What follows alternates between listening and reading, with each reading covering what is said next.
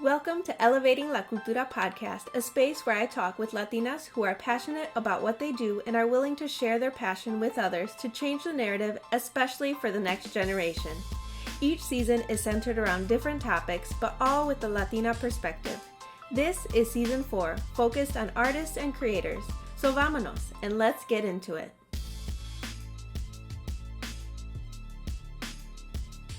Hola, hola. Today I have the honor of chatting with Xochitl from Werk Mija, a Latina lifestyle brand.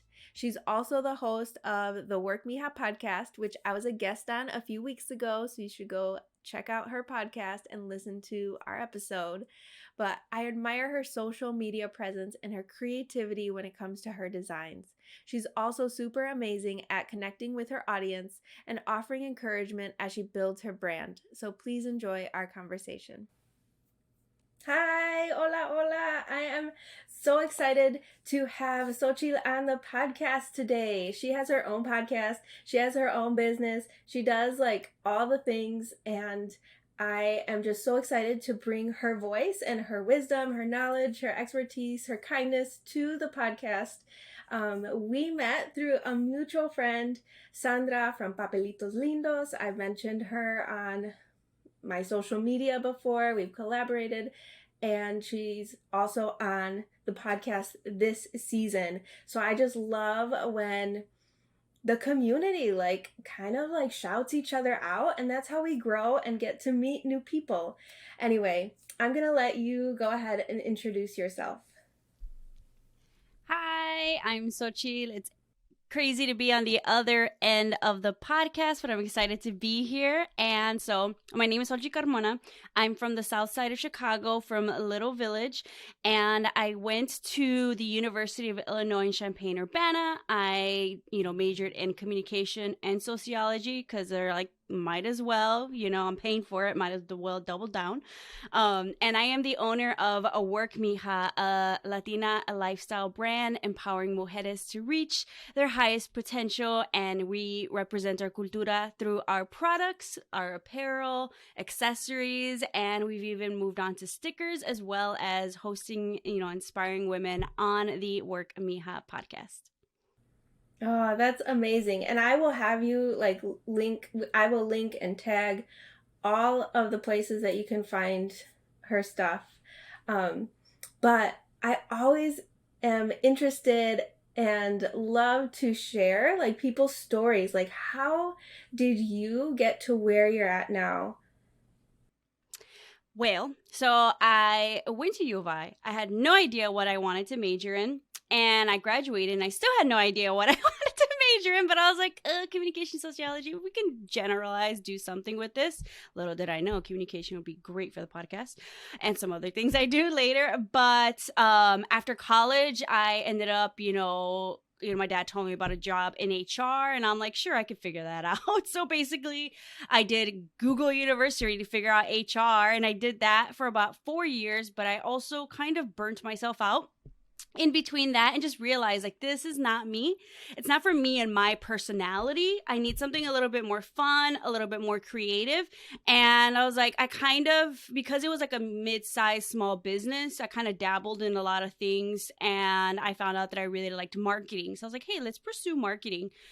And I was like, how do I pursue marketing without any real marketing experience? What else could I put on my resume so that someone would be like, hey, you kind of know what you're talking about? And so I actually added a lot of my YouTube experience as part of my marketing resume. I'm a YouTube beauty influencer. So I was like, well, this is how I market and sell myself to brands. So let me use it to get this marketing job. And, I did marketing, and I was like, you know what? After we burned ourselves out, we're only going to do this for about 2 years. So I kind of gave myself a 2-year deadline. I was like, what's going to be the next step? When I got to the 2-year deadline, I was like, all right, I still really love marketing, but what would I want to do next in marketing, and what specifically? And once again, I really found that I really had to do something creative, very different. There's these marketing jobs. Remember, I applied for one. It was for some car company. I was like, I like cars. I didn't know what to say. And I was doing marketing for a dog walking company, which is very creative for that industry. But I also just realized in general, I kind of stopped and paused and just found that whatever job I was going to be at, I was going to hit a ceiling. Like I was hitting the ceiling where I was like, the end goal for me is not to work for somebody. I just know is not what's going to satisfy me. I've always known I wanted to start a business. Never really could pinpoint what exactly that would be. But I knew, I was like, this is going to be a move somewhere, somehow. And in 2019, it was actually when I went at the Illinois Hispanic Chamber of Commerce. They do their annual breakfast. And one of their speakers there was actually the creator of Flamin' Hot Cheetos, if we all know. If you know, you know. My favorite snack. People associate me with hot Cheetos a lot. And just an inspiring speaker. I loved his story. And after that conference, it was August 2019, I was like, I'm going to start my business. This is what we're going to do. And I remember telling my sister, I was like, it's going to start with a little mug. And for the people here on YouTube that can see, it's the Chingona Fuel mug was always going to be my starting product, especially when you're funding this yourself and you want to do t-shirts first. But guess what? You have to have various sizes and all that stuff. So I was like, what's something easy that we can start with? And I was so excited. So from then on, I was like, all right, what do we need to budget? What do we need to save on? And I was ready to go in March 2020. I was like, all right, let's get our LLC. I was super excited. And then the pandemic hit and everything shut down. And then my job was like, hey, your position's suspended, by the way. We can't, afford it anymore. And like I said, I was doing marketing for a dog walking job. And they're like, but if you want, to help you get hours and money, you can walk dogs as part of your pay. So the days were legit kind of shitty for sure sometimes. Sorry if I can't swear. Oops, let me know. No, you're good. You're good. But in legit, that's what I was doing. But it kind of also let me pause for a bit. And it was a job where I didn't really have to always just, think about like high level things. I just, you just walk the dog, you pick up the poop, you feed them, you do whatever Maddie needs to be done. And it let me think, it let me brainstorm, and it really kind of turned around what maybe this business was going to be and really helped me align everything. And I also took some time for myself. It was like for a lot of people, the pandemic, a lot of us did get laid off, maybe lost our jobs, but it was also a pause. And I started prioritizing myself, my health. That was a big part of my weight loss journey too, because I took the time and really just took care of me and put my needs first. So I think for me, that was really a big game changer. And then finally, September 2020, we finally launched Werk Mija, and it's just been growing since then. I know that was a lot. No, that's great.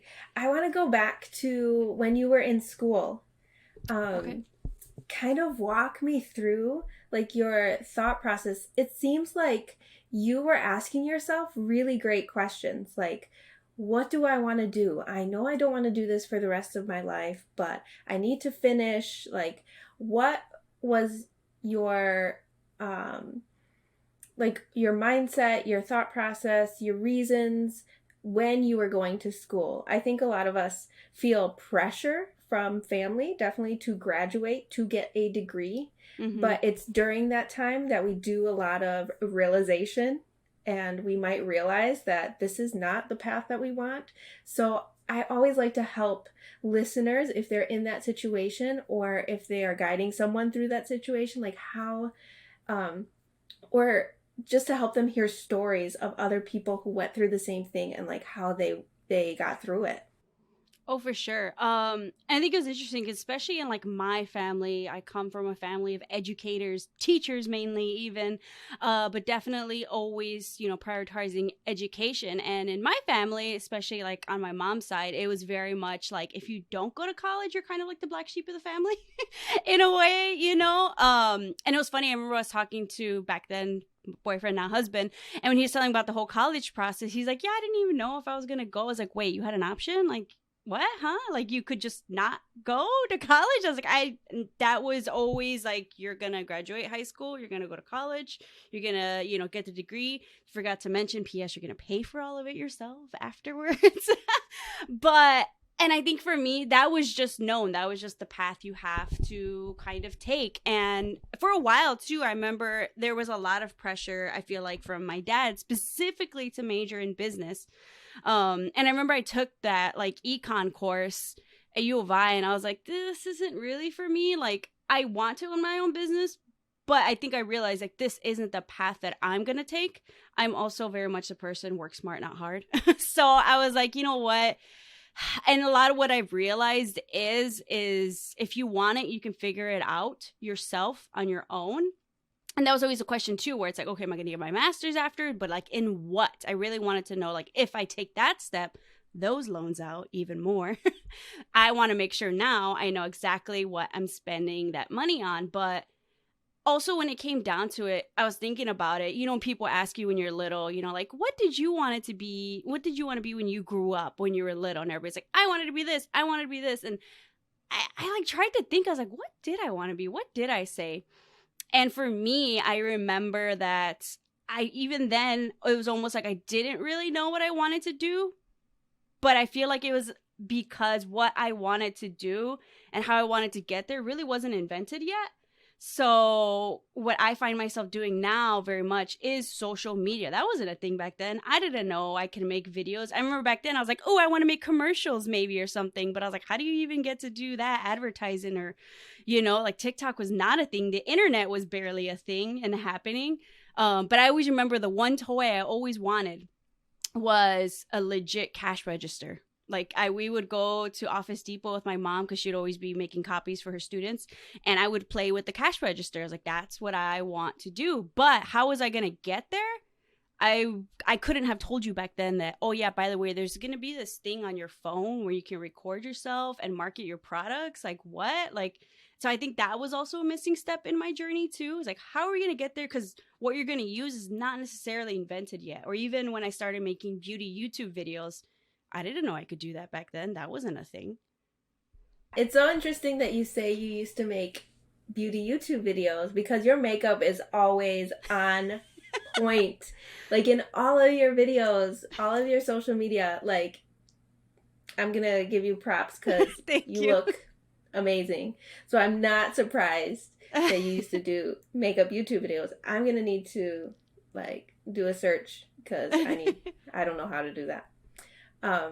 But yeah, isn't it so interesting the differences between generations? Like, like I know my kids will never know what living without the internet is. Oh my gosh. They will never know, like, without, like, how it was that they can't, they have everything on demand, like movies. Like you have to rewind your VHS. Exactly. It's so interesting how the differences between like our parents' generation, our generation, and then even the generations to come. There might be technology that the next generation is going to get to experience that we didn't have and that we are kind of like experiencing together. Kind of like TikTok. I know I started TikTok in 2020 because I was home, nothing else to do. Might as well try it out. And now I'm just like a passive scroller.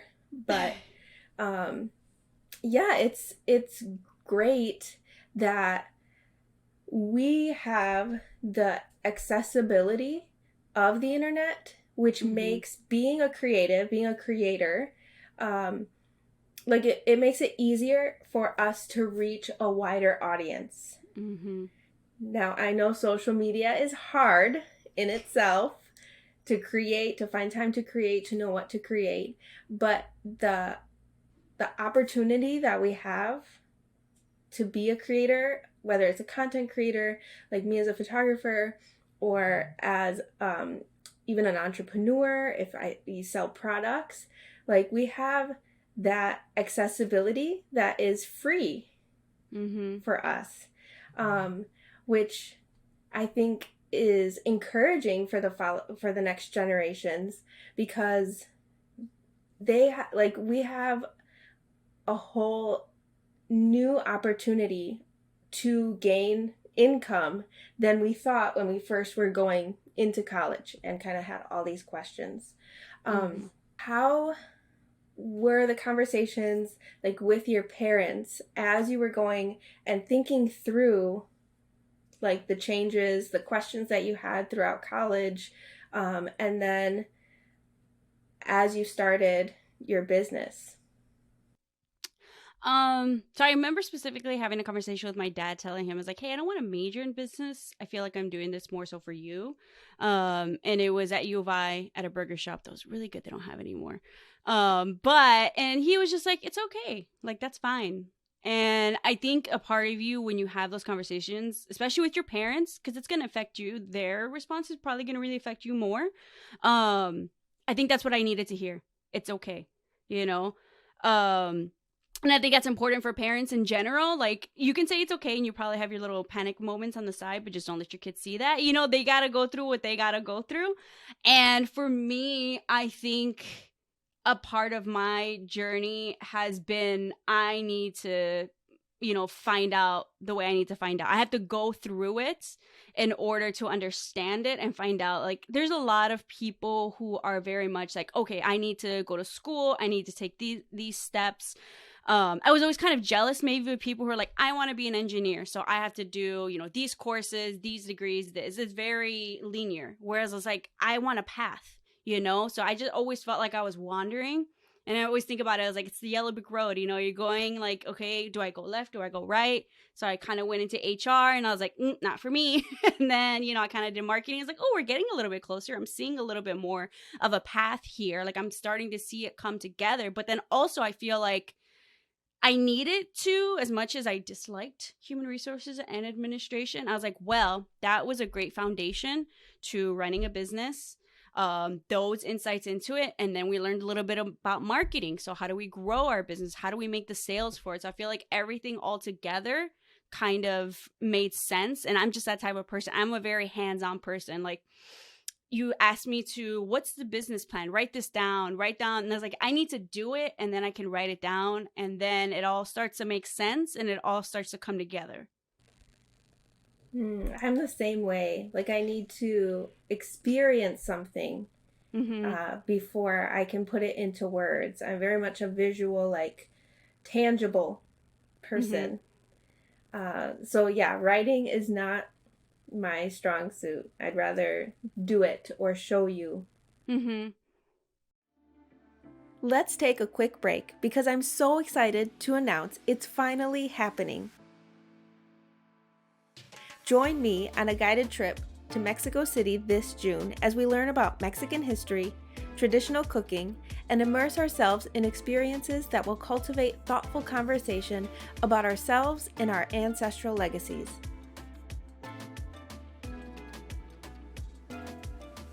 This is the time to pour into yourself and enjoy a meaningful and curated trip where I take care of everything in Mexico and all you have to do is enjoy. To get all the details and apply, visit garinamora.com. Now back to our guest.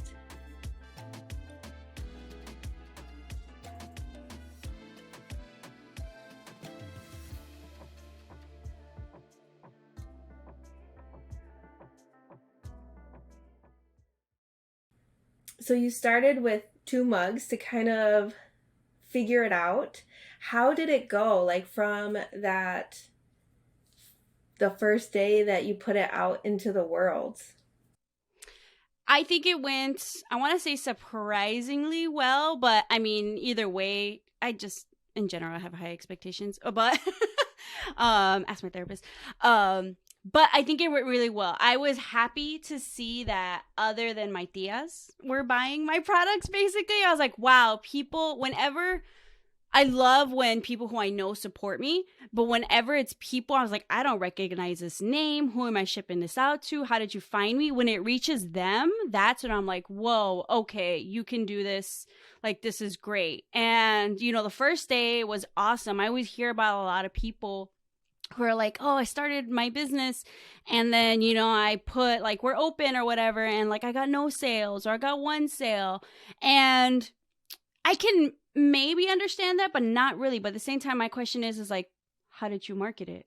What was the pre-launch? How did you set it up? You know? So I was like, okay, I feel like doing those steps really helped. But then even in the beginning of the business, like, wow, this is exciting. We're getting sales. People are learning about it. And then, you know, you get into those days with no sales and you're like, oh my gosh, this is the end. Like all dramatic, like, oh, how am I going to keep doing this? But it's like, yeah, it's constant. So it's like, okay, cool. You got some sales, you got some brand awareness. And I think for me, it was like, all right, how are you going to keep going? But that was like just a small positive thought and not too much of it because I was really enjoying what I was doing. So I was like, all right, more than anything is like, what's next? So you did a lot of pre-work before you actually like launched. Mm-hmm. Were you talking to people about your brand, about what you were going to be doing before you actually released the products? Yeah, so for me, I had built an audience up on YouTube through my makeup, video. So I was like, I'm sitting on 10,000, 14,000 people here that I can show my product to already. So I was like, there's your demographic. And a lot of it was Latina. So I was like, this is perfect. I was like, I have this audience and I've always known, I was like, I'm going to do something with this. I didn't know what until it happened. So I was like, I was starting to talk to people who I knew about it, which for me, honestly, was also something I was kind of shy about in the beginning, I guess. It's kind of like, here's this idea that I have. And so for me to share with people, probably that I knew, was harder than sharing it with people that I didn't know, which I thought was interesting. Yeah, when you have an idea and before you actually launch something, I think it's natural to kind of hide it because you don't want any negative feedback. Like you want to make sure that people are going to love it. And I think that could be like, it's an instinct for a lot of people, especially I can relate as an introvert. But I think it's so important to be able to talk about your products or like your ideas to at least like a select few people so that you can start getting momentum before you launch. And it's great that you had an audience already built and you kind of designed the product to serve them, right? Yeah. Like it was something that was definitely relatable. I'd love to hear about what influences your designs, like from that first one to the products and the shirts that you have now. Honestly, it's just sometimes me just like sitting down and throwing out a list of like 100 some ideas, and then really just fine tuning them. But I think it's just work. Even the name Werk Mija, when I was trying to think of that one was its own journey. But, how do you make something so unique? And it was very much like pop culture work and then Mija with like your culture in general. So I feel like that's very much the brand. And it's just very much me because it's like, yes, I'm Latina. Yes, I'm Mexican. I'm not first generation. My parents were here, were born here in the United States. I was born here in the United States. So it's like I had the privilege of also having parents who spoke English and, went to college. So it's kind of like my own journey, but the journey of many Latinas in general here in the United States. So a lot of it's also music. So I'll like to listen to throwbacks or just in general, like I'll be driving, I'll be in the shower and then the ideas will just come together from like a lyric. And it's like, I just envision a video with it or something, as weird as it is sometimes. I was like, we're going to do this. And also I was just that weird kid, a little dramatica in the car, while your mom's driving and there's just a really intense song and you're just like envisioning yourself in the music video. And if it's raining, it's like, oh, extra dramatica type of a thing. So that's just what I would always do. And now we're just doing it to this scale where we can share those wonderful and weird ideas with the world. Yeah, I love that the phrases that you have like are so simple, but they resonate so much.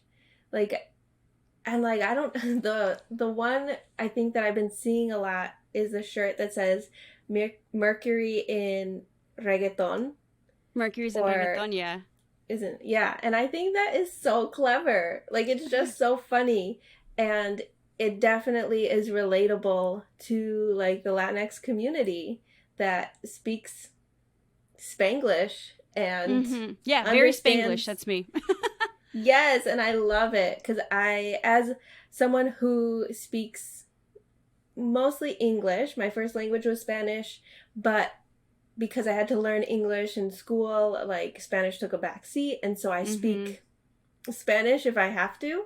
Like in Mexico, I'm fine, but my vocabulary is very much Spanglish. So when I see a brand that also embraces that, like it just makes me, I don't know, relate to it even more.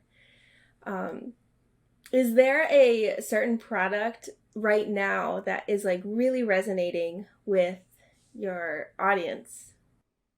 Oh, because TikTok is really elevating some of these right now. But I think the Bet on Yourself Mija sweatshirt, which I'm actually wearing right now, especially because it's cozy vibes. But I think that one is definitely resonating with a lot of people, and especially as I meet a lot more business owners too.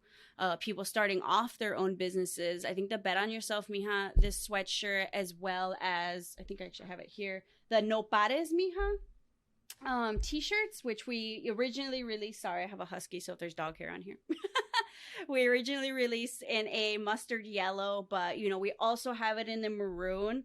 I think those motivational ones have really been resonating with people a lot. But then something as simple as our self-care means tres de asada.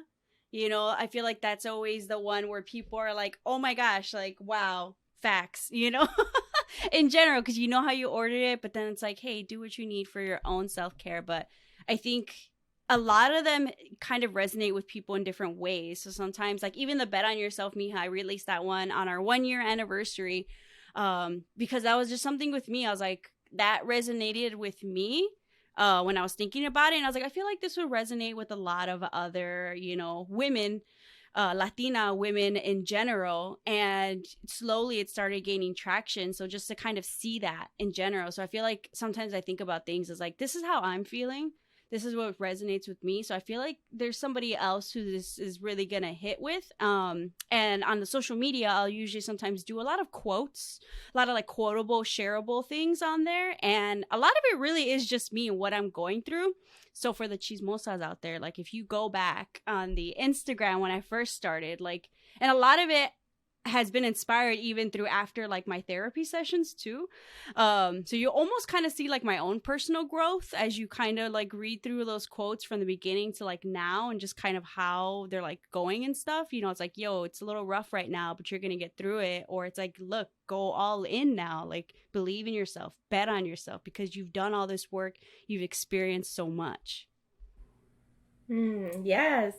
Shout out to therapy. Yes. I think the more we talk about therapy and make it normalized, like a normal thing that you just put on your list every week or every other week, like the more people will feel comfortable doing it. I am curious how many products you have now. I know you said you started with the 2 mugs. How many products do you have now, and how did you grow? Like, how did you decide what to release or add to the collection next? Oh, let me see. 1, 2, 3, 4, 5, 6, 7, 8, 9. I gotta count. Because I just released stickers, so I don't even know. We're up to like over like 20 some products, counting those as individual stickers. But honestly, for me, like the mugs was the easiest thing. Once again, one size fits all. Although maybe we need travel mugs now, but some of it was experimental. And I feel like I'm kind of even going backwards, where I just started releasing stickers, where before people will start off with stickers, and then which is a very low cost thing to do. And then from there, you're kind of like quotable things, kind of like, oh, this is what we should make into the next product and the next product. So for me though, I have someone who like screen prints my t-shirts for me in general, because a lot of it was, I just felt like I can market better than I can make. And the things that I make is just stuff that's simple, or in general I can scale later. But I was like, you know what? I think this is a good idea. Sometimes I'll test it out with my audience too, especially when it comes to colors and stuff, because it's like, I'm making this for you. So what do you want?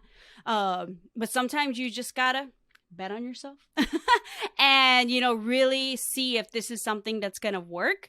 And sometimes, like, whenever I release a product or social media post about the product and I don't see like instant, like, you know, likes and stuff like that, first I have to remember, like, not everybody's on social media like you're on social media, like where they're gonna like it right away. But then also sometimes, like, you know, if I do pre-orders and like the sales are a little bit slow, my initial reaction is to be a little dramatic. It's like, oh my gosh, I failed, this is a terrible idea, like, oh god. But then I was like, no, you just need to market it a little bit better. You need to find the people for this shirt. So I feel like in general, like, any idea that I've had is more so it's like there's someone to market it to in general. It's not just a t-shirt, it's, you know, a statement to somebody, it's something that somebody believes in. So for me, it's like, well, where do I find that person? Where do I find that Latina who's really gonna like this product? Yeah, I like that. What made you decide to add stickers to your products? Like, I'm always curious as to like the thought process behind, like, okay, next is going to be t-shirts and then like sweaters and now stickers. And how is it going? It's going great. Like I said, I feel like I almost did this backwards. People start off with stickers, but I also was a huge planner addict, sticker addict. Back in the day, I would throw down on stickers on Etsy. Although, and one of the things I always saw missing was stickers specifically for Latinas. That I feel like that was just always like a gap. Like, they were here and there, but it was never really like a full-on brand type of a thing. Like, they're lingering, they're starting to pop up, but they're still not enough. I feel like it. And I just realized people love stickers in general. Like, my husband has a whole folder that I started organizing because I was like, yo, you need to like organize all these stickers that you have because you refuse to put them on anything, but you just want to keep them. And I was like, I'm a sticker addict. I know so many sticker addicts, but then also I wanted something small that people could pick up. Like, whenever I have pop-ups, people are like, oh my gosh, I love your products. And I understand maybe they don't have the $20 or the $30 to kind of spend that day or on multiple products. So for me, I always appreciate when people even just take an Instagram photo or a video. But then this way, people are like, I really do want something. So I was like, hey, here's something small and affordable that you can pick up and kind of have for yourself. And this last pop-up that I had, not this past weekend, the weekend before, at Mariposa, Chicago, people were just loving the stickers. And you're like, let me pick up one. I was like, well, or let me pick up like 5 or something, and it's not going to break the bank. So they're going really well, and I'm enjoying it. And then now I think that's my new way of testing out, you know, an idea that I have where I'm like, I'm not sure if this will hit, but this way, you know, I don't have to make that minimum order quantity and then work extra hard to try to push that product. Because nowadays I'm just slanging t-shirts and mugs and stuff. That's just what I do. Yeah. I want to ask about pop-ups. How has that been? I know that like 2020 was like nothing. Like, people weren't going out much. But now in last year, 2021, there were a lot of summer pop-ups like outside. And I know that that can be like where people, smaller creatives, makers, will get a lot of, or like expand their network, their reach. How were the pop-ups for you the past year, and how are you anticipating them going for this year? I think people are ready to like go out, but also like I think people who also throw the pop-ups are a little still apprehensive on doing like huge events like we saw in 2019. Yeah, so I started the business in 2020, and I was like, all right, pop-ups weren't really a thing, and I was like, website sales, it's really what I'm going to focus on, just given the atmosphere right now. And it was April of 2021, and especially with like businesses like Busy Space, that made it really easy to coordinate pop-ups. And because for me, I was like, I would like to, you know, do something like this at a store, but I'm as extroverted as I am, I'm still shy about like asking a business owner like, hey, can I just like set up a table, you know? So that just made it easy. And for me, my goal was to do at least 1 to 2 pop-ups a month here in the Chicago suburbs area, because I was working a full-time job too. So I was like, I really only have the bandwidth to do, 1 to 2 a month if I can, and, run the business, do the podcast, do my YouTube stuff, and everything in life has to offer. But since November of 2021, I was laid off. So I was like, well, if we have more time, let's try to do even maybe more pop-ups, at least like maybe twice a month or something. But then also, now that I've been gaining so much traction on like TikTok, a lot of these sales where it was mostly local here in Chicagoland area. So I even started local delivery, because I know people hate shipping. Me too.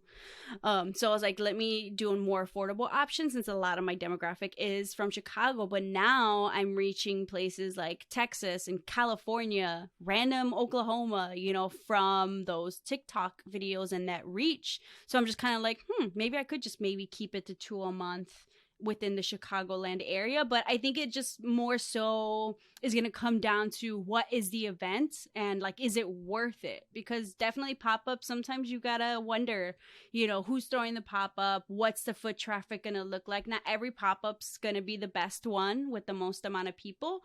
And I would love to do festivals, like the bigger ones. I kind of got a little intro into those with the Harvest Fest that they had in Dvork Park this October. It was in fall, but in Chicago, everybody's like, I want to be out.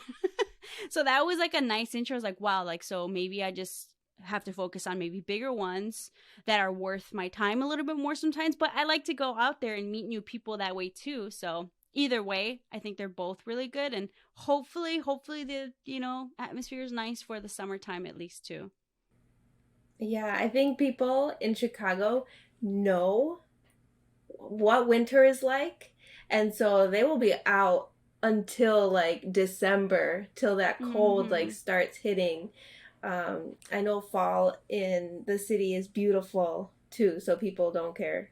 Like they want to be out, like, whatever. I was like, we're the generation with like kids, or just Chicago kids are the ones going out winter storms, trick or treating. I was like, this is nothing.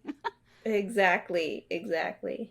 What was I gonna ask? Oh, I wondered if you ever do TikTok live or Instagram live. I have not. I've done Instagram lives. Did I do a live? I think I randomly did a live once. And a TikTok.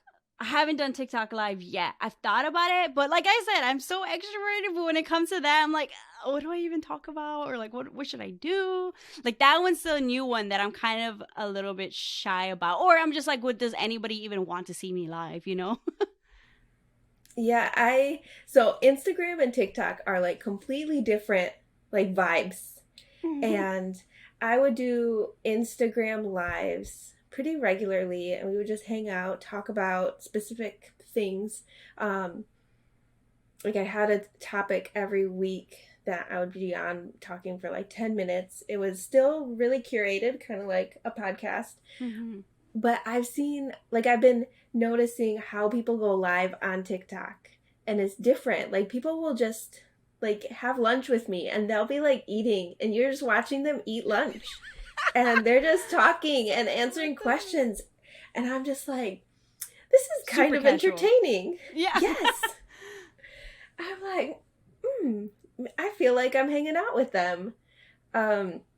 It's super interesting. So I wonder if you would do a live and just like have some hot Cheetos and just talk about whatever people have like questions. Because I've seen you super active on TikTok, and I think the people that I follow that are super active will post like a few times a day, will at least go live once a week, and like I'll tune in for like 10 minutes, like as I'm washing dishes or doing laundry or something. And it's just like entertaining because they're not doing anything special. Like it's not curated. They might be laying down on their bed and just be like, right? I'm like, what is this TikTok? Like it's cool. Yeah. But it's so different. And so I wondered if you did that too, because I'm curious as to like, how do people do this? I haven't done it yet. I have wanted to, and I guess now that I know that you can kind of do whatever, I'm gonna hop on. You've encouraged me to hop on because I've shied away because I was like, what do I even do? What do I even talk about? But you know what? Give me before the end of the month. I'm gonna do a live, and you better be watching while you wash the dishes. Yes, I will. I will be live because I don't think there are replays on TikTok lives like on Instagram. Yeah. But I've seen this one creator that I follow will post, and the post, like, it'll be his random or his normal content, but on the post it will be like, it'll say like on the bottom, live at 7 on Thursday, or like it'll give the time when this person's going to be live so that his followers know to like check in on Thursday.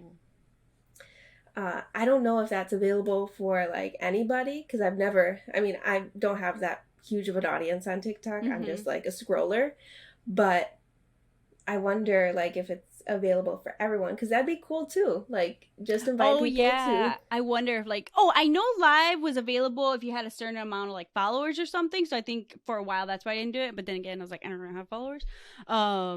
But I actually, since like the huge boost that I had on TikTok from just a couple of videos, it even allowed me to join, their creator fund. So now I can actually make money from my TikToks too as an extra revenue stream. So I was like, I thought it was cool. So I was like, I would hope I think I have the live thing because I was like, don't press it by accident.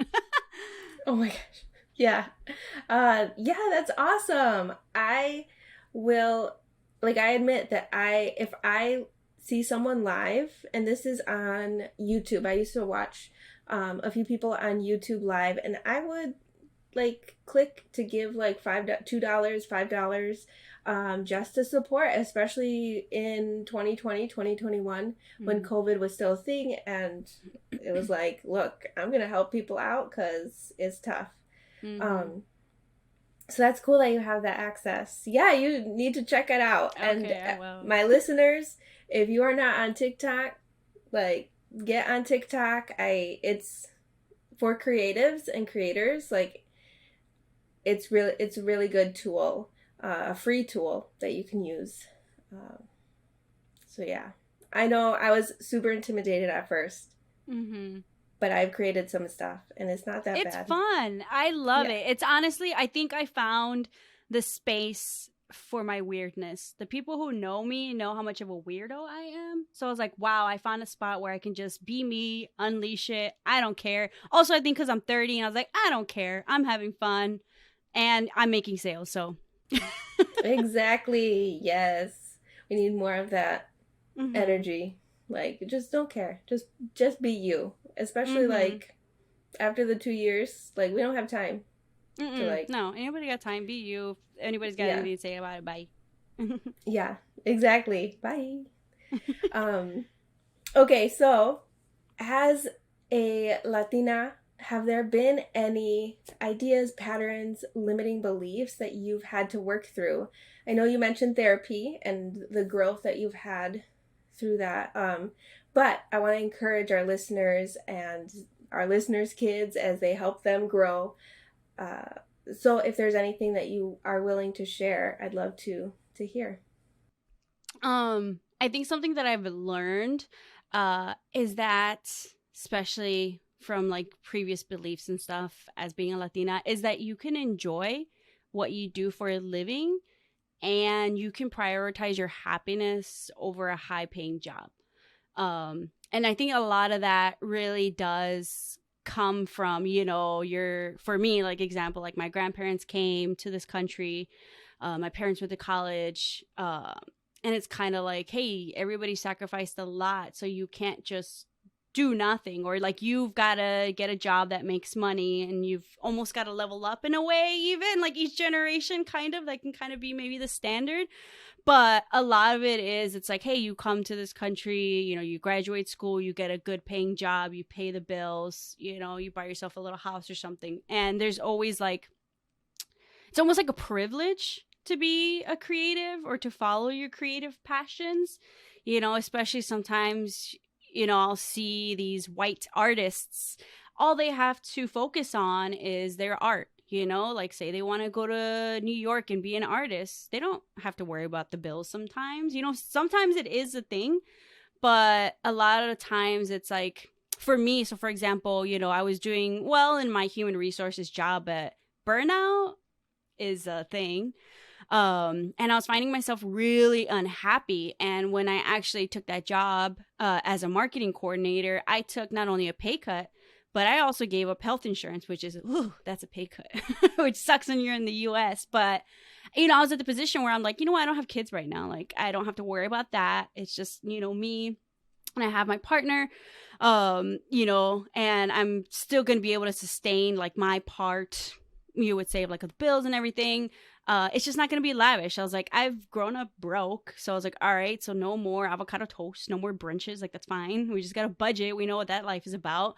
But I think it took me so long to be able to like realize that and just find that I can put my happiness first. And when I kind of pursued that and kind of found my happiness, I feel like from there, everything kind of falls into place. But then also even like right now, so I was laid off in November of 2021. And I was almost at a point, too, where I was like, I don't even know if this specific job is for me. And I was to the point where I was like, I might rage quit. I don't know. Like, I was talking to my therapist. I'm like, not that I would try to get fired. But if I got fired, I wouldn't be mad, you know. I could just chill and do my own thing. But the big part of me that kept me from doing that was like, I don't want to let my partner down. I don't want to be like, oh my gosh, like the bills are up to you. I'm just going to go and be a creative, you know, because I felt like I couldn't just do that. And I feel like the universe felt like I couldn't just do that. So like, well, how about you get laid off instead? You take that time and you work on your business full time. And it's probably one of the best things that could have happened. Like the amount of growth I've had from the end of November to now, I would have never had that time to do that and to like focus on me. So I think, you know, for the next generation, like choose the path of happiness. Don't worry about the dollar amount. You know, especially I remember when you're little, you're like, oh, what do you want in life? It's like, I want a big house. I want a mansion, blah, blah, blah. And now I'm just like, I just want to be happy. I just want to do what makes me happy. And I think I'll be okay. That is so beautiful. And I think that's like a perfect way to end the podcast. Like just the encouragement that you don't have to have like a high paying job to be happy. And that's like a lot of people might grow up thinking that like, oh, once I get like the top, climb the ladder and have that top CEO job, then I'll be happy. But like if you're not doing what you feel is true to yourself, then there's always going to be that like emptiness or like that what did you say, burnout. You're always going to feel burnt out. And depression are hell of emotions. They will bring you down. They will block you. Happiness is a crazy emotion that will just push you forward and continuously, you know. Fear is, you know, an intense type of emotion that'll keep you from a lot of things. So getting past that, it's not easy. It takes a lot of work, which is why I encourage therapy to get through and to find your happiness. Yeah. Perfect. Why don't you share where people can find you all over the internet? All the social medias. Well, I kept it consistent. So at Werk, WERK, Mija, or like when, Chase and all those other government places, Werk Mija, or they try to spell it with WORK. So at Werk Mija. You can find me on Instagram, Facebook, TikTok. I need to get on Twitter. I'm not a Twitter person, but I feel like I shouldn't have Twitter fingers. I'll probably get in trouble for some things. But those are the main places we hang out. And you can also go directly to the Werk Mija website, werkmija.com, or you can hang out with me, and hopefully soon we'll have Karina on the Werk Mija podcast on Apple, Spotify, and I think Amazon Music too. Yes, for sure. I'm so excited for our recording. Yes. All right. Well, we will talk later. Thank you so much for sharing your story and all the advice, wisdom for our listeners. Thank you so much. Thank you for having me. All right, we'll talk soon. Bye. Bye. Okay, when you see all the products on the Werk Mija website, you're going to want them all like I did. So go check out her shop and support. I love how all her offerings are so relatable to the Latinx community, and her social media posts are on point every single time, and they always make me laugh or smile. So go give her a follow. Okay, amigos, thank you so much for listening. There'll be a new episode every Tuesday, so after you listen, feel free to take a screenshot, post on Instagram, tag at Elevating La Cultura, or send me a DM. You can also comment on our YouTube video if you're watching online. I always like to hear from people and how they resonate with the stories that I share. So leave a review on Apple Podcasts so we can get more ears listening to these stories and we can continue elevating La Cultura. All right, enjoy the rest of your day, afternoon, evening, whenever you're listening, y nos vemos next week. Adios.